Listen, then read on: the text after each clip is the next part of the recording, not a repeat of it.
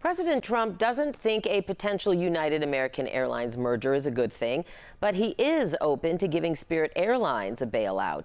In an interview with CNBC, the president says he hoped another company could buy Spirit, but suggested the low-cost carrier might need federal support to keep operating.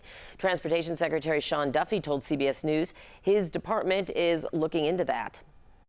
The question will be, does the federal government step in and bail out an airline that for a very long time hasn't been run well? Is the department prepared to bail out other airlines that start to struggle? Well, that's the question. Then who else comes to my door? But the question will be, can we do anything to save Spirit and make it viable?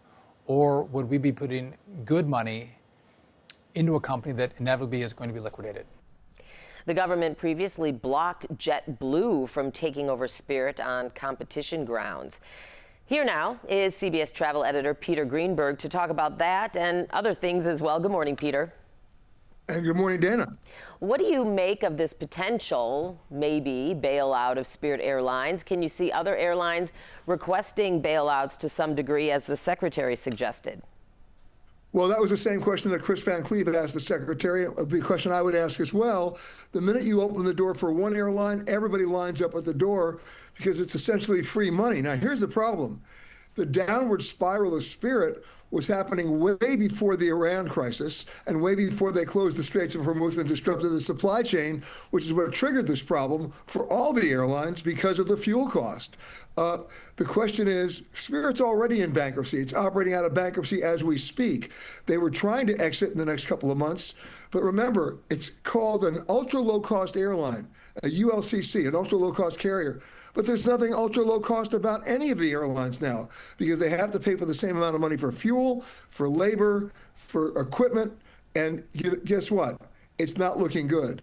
I would be very surprised if they gave them a bailout because what Spirit's offering the government is shares in the company.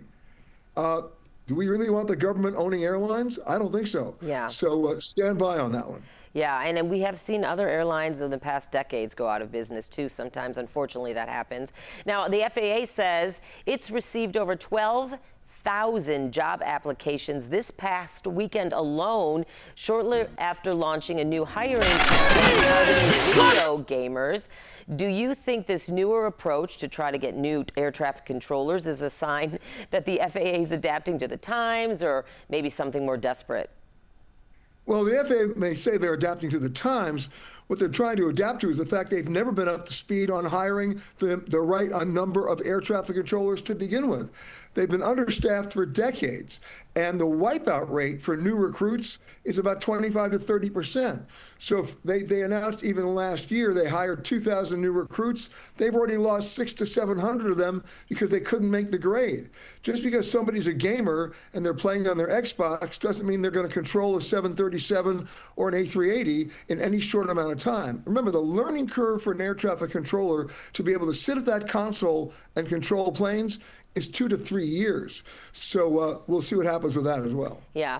I know, Peter, that you scored a window seat, that I'm sure you always do, on a flight from Denver to London this week, but it was hardly the view you were hoping for. You posted an image of a taped up wing there on your Instagram afterwards. We reached out to United. They say this is speed tape, which is a, quote, common industry practice and approved by the FAA. But seeing that on my flight across the Atlantic, by the way, would make me a little nervous. Your thoughts?